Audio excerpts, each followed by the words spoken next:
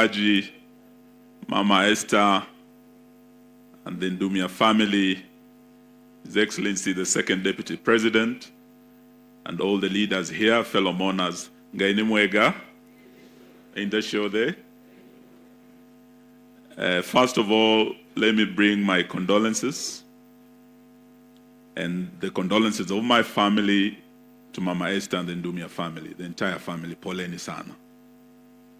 I also want to bring my condolences to the PCA Church, and particularly those from Nakuru that Reverend Julius Ndumia served.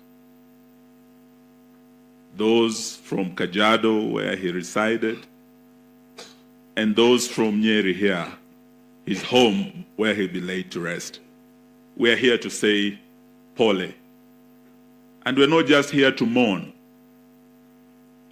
The whole country is mourning with you. I bring also the condolences of His Excellency Kalonzo Musyoka, the 10th Vice President. He would have liked to be here. In fact, he spoke to our brother Rigiji yesterday, but he was traveling and leaving the country today. But he sent me to bring his condolences. Yesterday, he was in Nairobi, and he spoke about this. And indeed, the people of Nairobi were mourning with you yesterday. I was in Narok yesterday in the ordination of a deacon, and the people of Narok were also mourning with you because Reverend Ndumia did not die a normal death. He was murdered. And indeed, this is a murder most foul. So we are here not just to stand with the family, with the church, but to demand for justice. And we say so because it is the cardinal duty of any government. And today we have several governments meeting in Kenya. The world has come to Kenya in Nairobi today because of the Africa Forward Conference.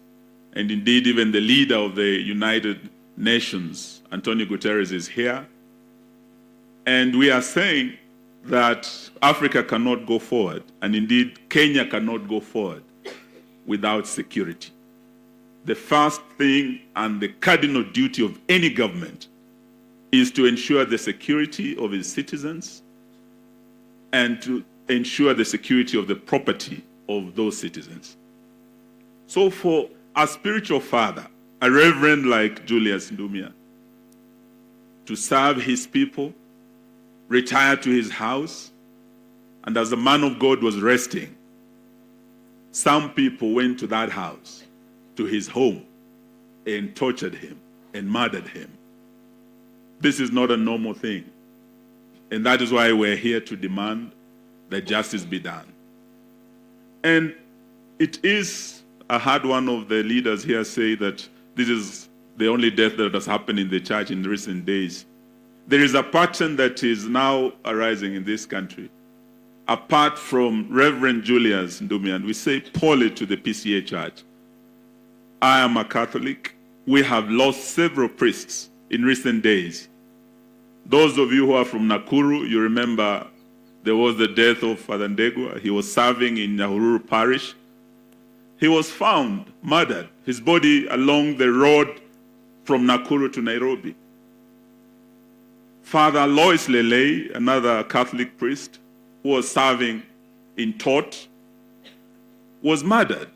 He was a harsh critic of the government, and particularly the issue of insecurity in the North Rift and in the Elgeyo Marakwet area. He was a thorn in the flesh of the government, and they went and killed him while he was serving the Lord in a security-prone area where bandits are. And we are saying that as we say Pole to those who have lost, we're asking that the government must ensure the security of all citizens. Because if our spiritual fathers are not safe, how will the children, the brethren, the flock, if the shepherd is not safe, how will the flock feel safe? So it is an issue of serious concern for us, not just as Kenyans, but also as citizens of the world.